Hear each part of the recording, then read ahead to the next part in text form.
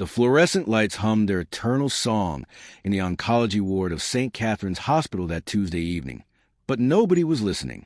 Nobody except Margaret Hayes, who lay in bed 17, counting the buzzes like she used to count sheep as a child. Except now, she wasn't trying to fall asleep. She was trying to remember what it felt like to be alive. 73 years old. Stage 4 lung cancer. 3 months, maybe 4, the doctor said. But it wasn't the dying that scared her anymore. It was the silence. The awful, suffocating silence that had filled her days since Harold passed 2 years ago. No one to talk to. No one to sing for. Because Margaret Hayes had once been a singer. Not famous. Not on television or radio. But in her church choir, at wedding receptions, at Harold's company parties where everyone would gather around the piano and beg her for just one more song. Now her voice was just another memory, locked away with the photographs in her empty house, waiting to be sorted through by her daughter, who lived 3 states away and called every Sunday out of duty rather than desire. The room she shared with 3 other patients was quiet that evening. Too quiet. In the bed by the window, Ruth was sleeping, her breathing labored and wet. Across from Margaret, Linda stared at the television mounted on the wall, but her eyes weren't really watching. They had that faraway look that Margaret recognized, the look of someone who had already started leaving.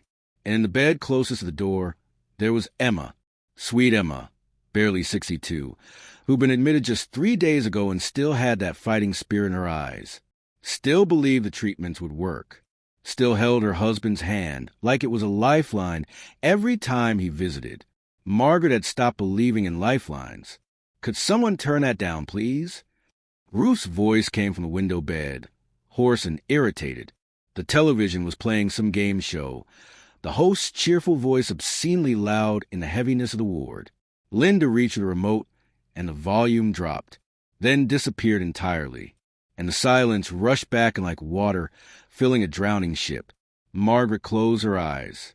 In the darkness behind her lids, she could see Harold, his crooked smile, the way he'd lean against the kitchen counter every Sunday morning while she sang along to the old records, spatula in hand, eggs sizzling in the pan. "You know what you should have been," he'd say, like he did every time. "A star, my star."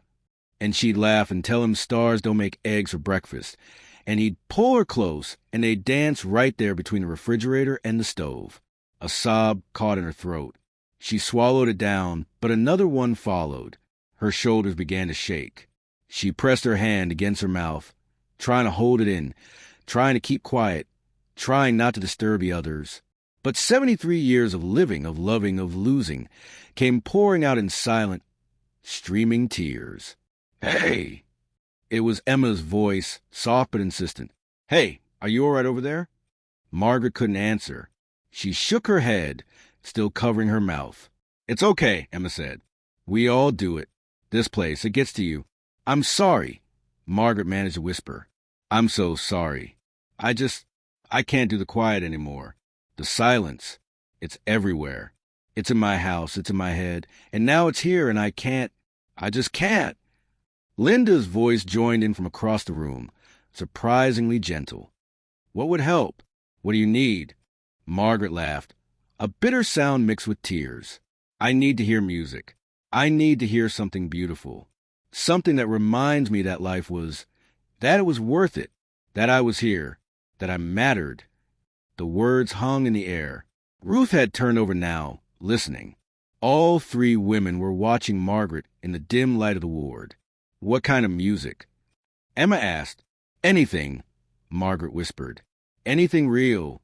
There was a long pause. Then Emma said quietly, "My phone's dead. Linda? Don't have it with me. They took it when I went for my scan this morning." Margaret felt the disappointment settle over the room like another blanket. Of course there would be no music. Why had she even said anything? Why had she opened her mouth and made herself vulnerable to these strangers? She turned her face into her pillow, wishing she could disappear. And then she heard it, her own voice, small and uncertain, rising from her chest without permission. "Amazing grace." She stopped immediately, horrified. What was she doing? Her voice was broken. weak, nothing like it used to be. But in the silence that followed, Emma said, "Please, don't stop." Margaret's heart hammered against her ribs. She hadn't sung in front of anyone since Harold's funeral, where she tried to make it through "How Great Thou Art" and had to sit down halfway through, sobbing into her trembling hands. But something in Emma's voice, that desperate please, unlocked something inside her. She took a breath. Her chest ached. Her throat was dry from medication and tears. But she opened her mouth and let the words come. Amazing grace, how sweet the sound. Her voice cracked on the word sound, but she pushed through. That saved a wretch like me. Stronger now. The melody finding its way through damaged lungs and broken hearts. I once was lost, but now I'm found. In the hallway outside, a nurse stopped walking. A doctor passing by paused mid-step. The pharmacy tech who'd been rushing to deliver medication slowed, then stopped completely. Was blind, but now I see. Margaret's voice wasn't perfect. It wavered. It broke in places. But it was real. It was human.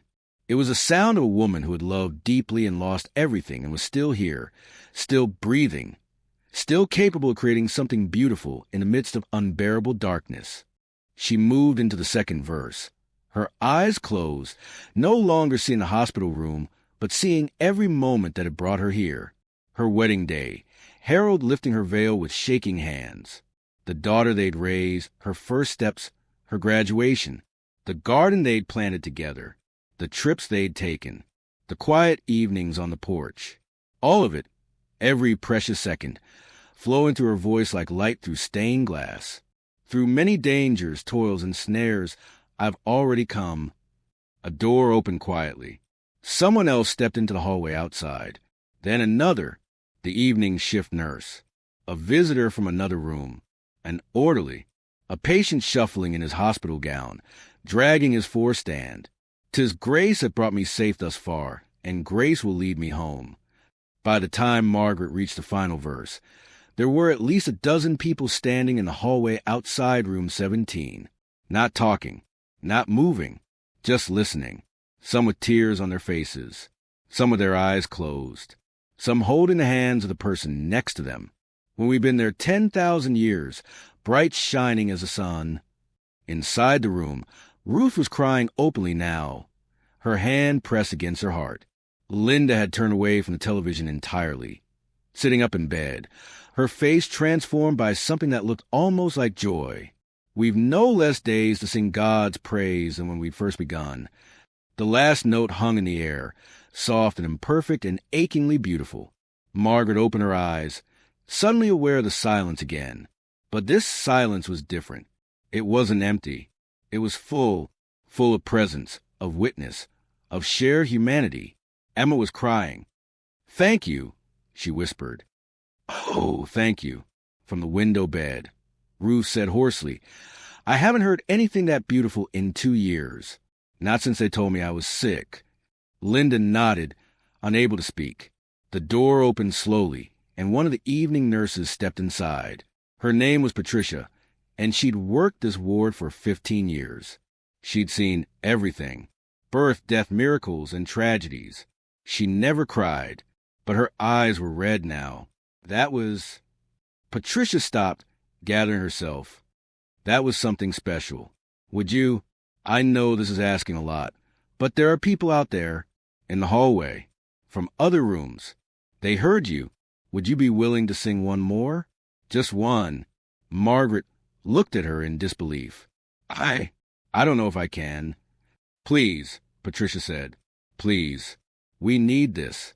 All of us. Patients. Staff. We need to remember what beauty sounds like. Margaret looked at Emma, then at Linda, then at Ruth. All 3 women were nodding, encouraging her.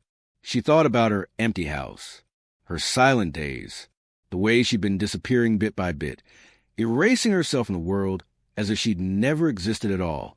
But she was here. She was still here. "All right," she said quietly. "One more." She chose "You Are My Sunshine," Harold's song, the one he used to sing to her when she was sad, when the world felt too heavy. Her voice was steadier now, warmed up finding his way through the old melody with increasing confidence. More people gathered. 2 doctors, a custodian, visitors from the 4th floor who'd heard about the woman singing in oncology, a chaplain who happened to be making his evening rounds. They crowded in the doorway and spilled into the hallway. This collection of broken people in a broken place, listening to a broken voice sing about sunshine. When Margaret finished, there was a moment of profound stillness. Then someone started clapping, slowly at first, then others joined in, not loud or boisterous, but gentle, reverent, the sound of gratitude. Patricia came to Margaret's bedside and took her hand. "You know what you just did?" she said, her voice thick with emotion. "You reminded us why we're here. Not just existing, not just waiting, but living, really living, even now, especially now." Over the next 3 weeks, Margaret sang every Tuesday evening in room 17. Word spread throughout the hospital. Patients requested to be moved to oncology just to hear her. Families came. Staff members adjusted their schedules. Someone donated a small speaker, and on the nights when Margaret was too tired to sing, they played recordings of her favorite hymns and old standards. But everyone preferred her voice with all its imperfections and hard-won beauty. Emma's husband brought his guitar one evening, and they sang together. Linda, who'd barely spoken since her admission, joined in on "What a Wonderful World," her voice reedy but determined. Even Ruth, in her final days, hummed along when she couldn't manage the words. Margaret's daughter flew in after hearing about the Tuesday evening concerts from a nurse who'd called her. "I thought you should know," the nurse had said, "what your mother is doing here, how many lives she's touching." Her daughter sat in that room and heard her mother sing for the first time in 20 years, and wept for all the time they'd lost and all the things she'd never bothered to ask. Margaret didn't get her miracle. The cancer didn't retreat. The doctors didn't find some revolutionary treatment.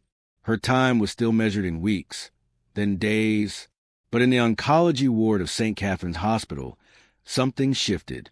The silence that had been suffocating her, suffocating all of them, was replaced by something that mattered more than any medicine.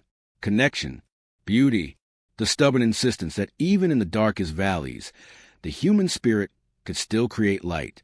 3 months and 2 days after that first tearful evening in room 17, Margaret Hayes passed away peacefully in her sleep. Linda and Emma had been moved to different rooms by then, but they both came back to sit with her in her final hours. They held her hands and sang to her, "Amazing Grace," "You Are My Sunshine," all the songs she'd given them. At her funeral, the church was packed, not just with family, though her daughter was there, holding her own daughter's hand and finally understanding what it meant to inherit something precious, but also with nurses and doctors and patients, with a custodian who'd stopped to listen, with a pharmacy tech, with Emma and her husband, with families whose loved ones had passed, but who would never forget the Tuesday evenings when a dying woman taught them how to be alive. They sang "Amazing Grace" at the service, not from the hymnal, not following along, but from memory, from the heart, the way Margaret had taught them. And if the harmonies weren't perfect, if some voices cracked and others faded, it didn't matter, because Margaret Hayes had left them something more valuable than perfection. She left them the courage to make beauty in the midst of pain, to share their gifts even when they felt broken, to fill the silence with something that mattered. That evening, in room 17 of St. Catherine's Hospital, there was a new patient in the bed Margaret had occupied, an elderly man named Thomas, recently diagnosed, frightened, and alone. The nurse making her rounds noticed him crying quietly, his face turned toward the wall. She paused, then sat down on the edge of his bed. "You know," she said gently, "there used to be a woman in this very bed," and she sang. "Would you like me to tell you about her?" Thomas nodded, unable to speak. So Patricia told him Margaret's story, and when she finished, she said, "The thing she taught us is that it's never too late. It's never too late to share what you have, to give something beautiful to the world, even if you think it's not enough, even if you think nobody wants it, even if you're afraid." Thomas was quiet for a long moment.